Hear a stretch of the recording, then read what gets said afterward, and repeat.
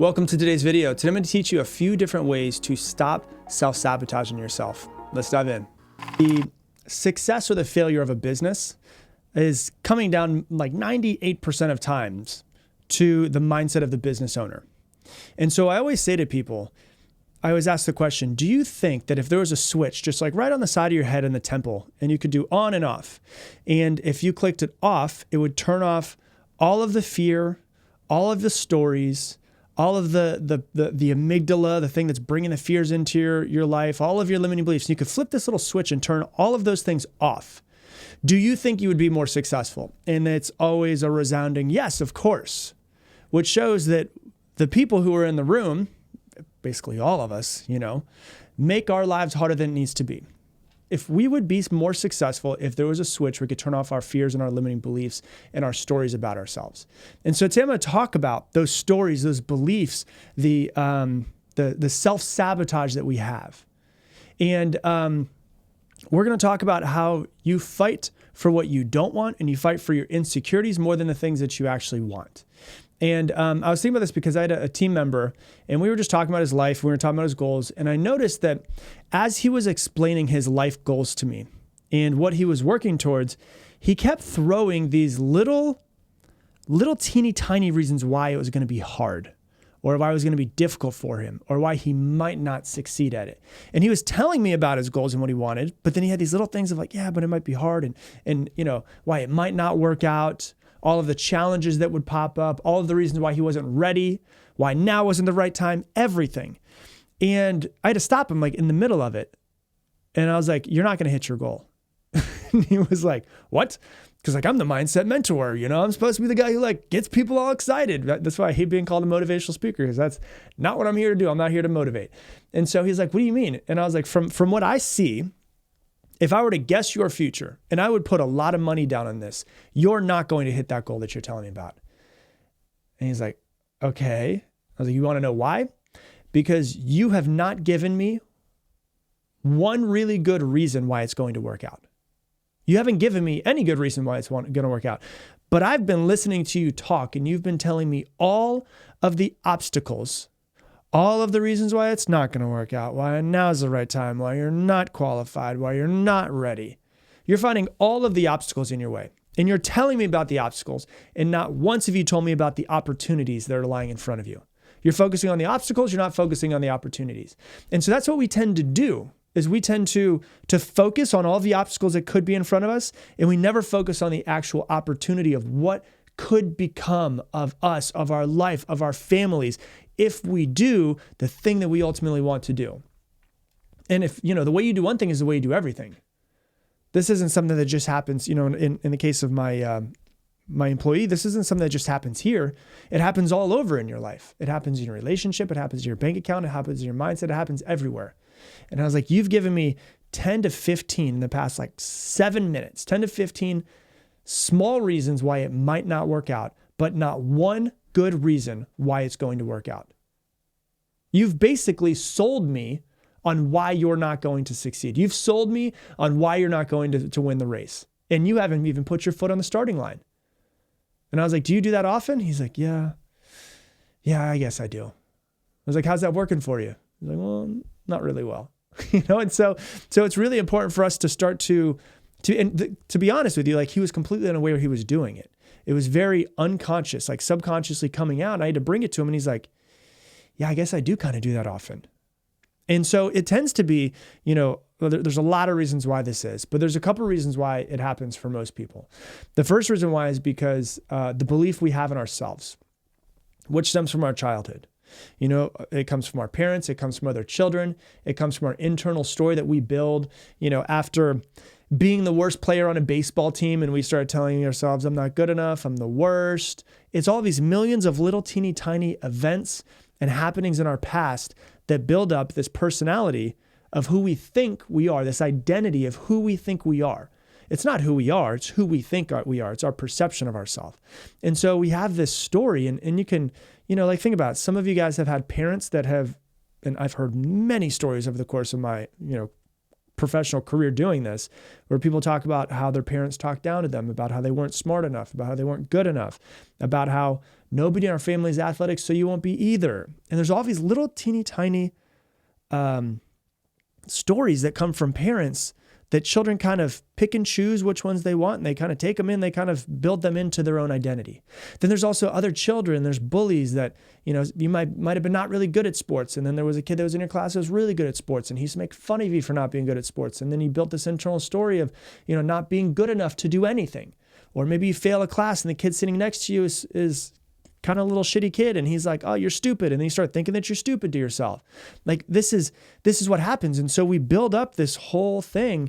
And so then as my team member is speaking to me, all of these little teeny pieces of his story, I'm starting to notice and I'm listening to, and I'm like, you've counted yourself out and you haven't even started anything yet. And so it's super important to understand that. And the second reason why I find a lot of people do this and we tend to self-sabotage is if and when you don't hit your goal, you don't feel as let down. And so because of the fact that you're thinking to yourself, oh, I really want this, but then you're telling yourself 10 to 15 reasons why it's probably not going to work out, you self-sabotage and either don't start or you give up in the middle of it because you're going to lose anyway, so you might as well not finish. Because if you're going to lose anyways, why put an ounce of energy more? And then if you do end up putting the effort through and end up going through and you don't succeed the way that you want to, you don't feel as let down.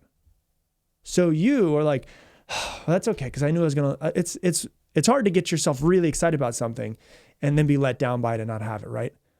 It's easier to be like, oh, I'm probably going to fail. And then when you do fail, you're like, well, at least I wasn't excited about it. But if you're focusing on it not working out, it's not going to work out. It's a self-fulfilling prophecy is what it is.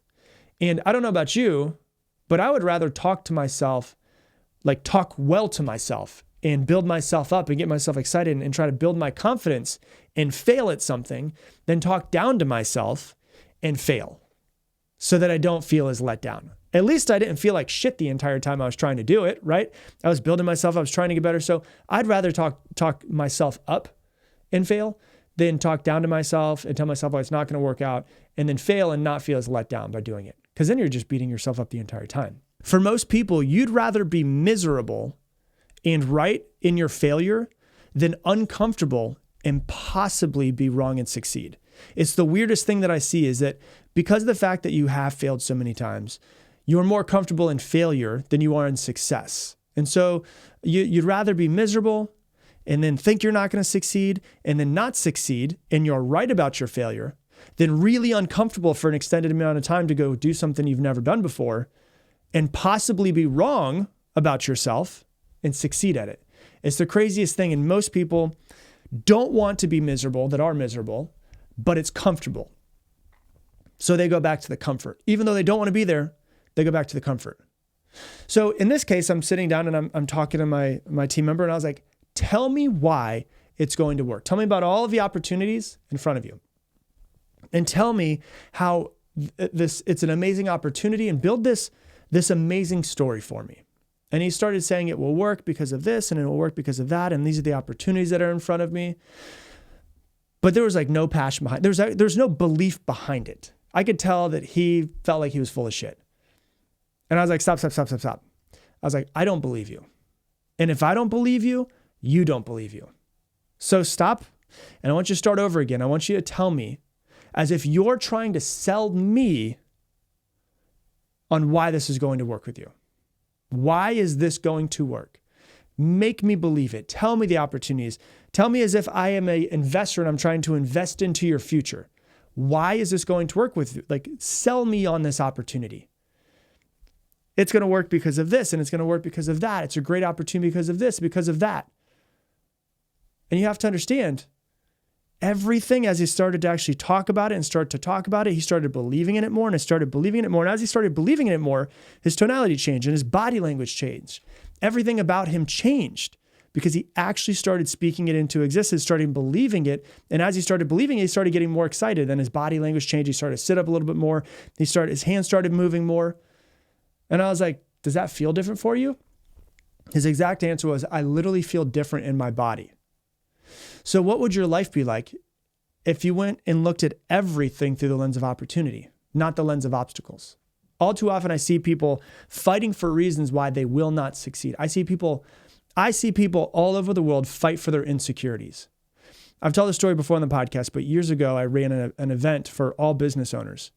And I turned to the person I was running, Dean, I was running the event with him, and I go, watch, I'm going to try to trigger somebody. And I was like, just follow my lead. He's like, all right, go for it. And then so I said, who here thinks it would be awesome to make $1 million a month? And everyone's hand goes up. And I was like, why aren't you making $1 million a month yet? And it was silent for a while. And I went to each person that I could until somebody I could tell was like a little bit agitated. And I was like, tell me, what would it, why aren't you making $1 million a month? Oh, because I've got this problem. I've got this problem. Why aren't you making $1 million a month? This problem. Then I got to one person, and it was a lady, and I was like, why aren't you making $1 million a month? And I could tell that there was something bubble under the surface. And I was like, you look a little bit triggered. Are you triggered? And she's like, I am triggered. And I was like, okay, why are you triggered? And she's like, well, I'm like, I can't do it because of this and because of that. And, you're my coach and you're not even consistently hitting $1 million a month. So if you're not, like, why aren't you hitting it? And then she started getting kind of aggressive. And I was like, this is what I was looking for. Right. And so, and she's telling me, before she started saying to me, like, why aren't you at $1 million every single month? We were talking about it, and she was like, I'm not going to do it because of this. And I could tell that looking at the opportunity of her business being bigger than she could possibly imagine started triggering her in some sort of way. And then she started fighting for her insecurities, fighting for why she's not going to. And she was unconsciously selling me on why it's not going to happen ever. And I was like, okay, great. Thanks for that. And I had her come up to she was like so into it. I was like, come on up, come up to the front. Let's talk about it. And she was up in the front. She was freaking out and all this stuff. Not freaking out. She was very triggered, you could tell. And we had known each other for a long time, so it was nothing but love. And I was like, hey, do you see how you're fighting for your insecurities? And she was like,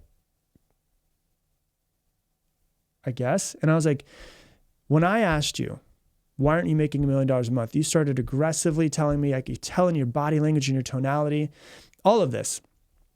And what you did was sell me on your insecurities. Sell me on why it's not going to work. I was like, I've never seen you that aggressive for why it is going to work. So why don't you sell me on your opportunities the same way, with the same amount of passion, with the same amount of emphasis into everything? I was like, do you think that you're not going to succeed kind of often? She's like, yeah, I do. I was like, do you have your insecurities come up a lot throughout the day when you're trying to build your business? She's like, absolutely, all of the time. She's like, it's harder to stop my mind from talking shit to me than it is to build my business. But my business isn't growing because I can't stop my mind. And so I was like, if you can sell me so passionately on why you can't do something, can you sell me passionately on why you can do something? There's so many people that are out there in this world that are fighting for their insecurities just so they can be right. That's the crazy part about it. They'll fight for the reasons why it won't happen so that when it doesn't happen, they were right. Versus I'd rather jump off in a possibility and be wrong and succeed. Right? Your brain will naturally go negative. I've said it thousands of times in this podcast. A brain left to its own devices will go negative. So you have to be intentional about finding the positive. You need to start noticing this. You need to be intentional. You need to be more, become more self-aware of when your brain starts to go towards the negative. When your story starts to tell you why you're not good enough, why you're not smart enough, why it's not going to work out, why you're going to be alone forever, whatever it might be. You need to get better at selling yourself on the reasons why it will work. And you switch your mindset around it. It's in cognitive behavioral therapy, it's called cognitive reframing. You have to become aware of all of the stuff that you want to change first. You can't change anything that's outside of your awareness, but when something's inside of your awareness, you can change it. And so become aware and start journaling. Okay, next time this happens, this is what I'm going to do, and come up with a plan. Then become aware of when it does happen, whatever it might be. You talking down to yourself, why it's not going to work, why it's you're self-sabotaging, and whatever it might be that's popping up. So you have to become aware in the moment next. And then you need to intentionally change your thoughts and your actions around that thing. Intentionally change your thoughts and your actions. That's cognitive reframing. And you need to repeat this over and over again. You need to become the bouncer of your mind. It is, I promise you, it is very tedious. It is so damn tedious. I've been doing it for so long in my life, but it is so important. And if you start changing your thoughts over and over and over and over again, I always say you can't control your first thought, but you can always control your second thought. And if you control your second thought enough over years, not 2 or 3 months, but over years, your second thought will eventually become that first thought that you want it to become. It's so tedious, but it's so important. I try to challenge my thinking as often as I possibly can. It is a debate in my head almost all day long. It's a debate when I notice my old story that I don't want anymore, that I got through childhood and through adolescence and through teenage years and college and all of that. And I look at it and I say, is that true? Is that true, or is it just my perception? And I want to, is it true? Is in cognitive behavioral therapy, they say to test the validity of your thoughts. So I'm testing, is that true that I was just thinking that thing about me or about my success or who I'm going to be or the people around me or my family or whatever it is? Is that true, or is that just my perception? Guess what? It's always my perception. And if perception is just a part of the whole story, what else could be true that is outside of my perception? Is there another side to the coin that I'm now not allowing myself to see? And I'm testing every single thought. And once you test it enough, you'll realize it's like a house of cards. You just give it one good flick and the whole thing comes falling down. Your whole belief system just comes falling down. And then you can start to rebuild your belief system the way that you want to believe your belief system. And so the reason why you self-sabotage is because of who you are, how you were raised, things that you picked up along the way. And a lot of it is very, very unconscious. But your job as an adult listening to this podcast is to become very conscious of your belief system and the belief system that you want to change. And as they start to pop up, actually start to change them. And that is ultimately what's going to help you change your mindset, which will help you change your life. So that's all I got for you for this episode. If you love this podcast, you'll also probably really love something I got coming up. It's called Mindset Mentor Plus.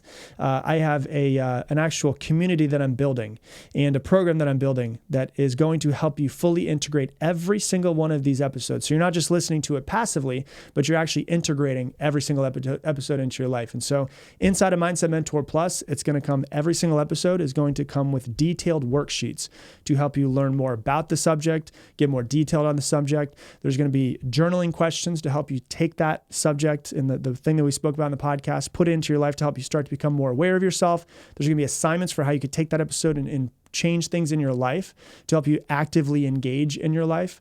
And there's also going to be exclusive Q&A sessions with just me.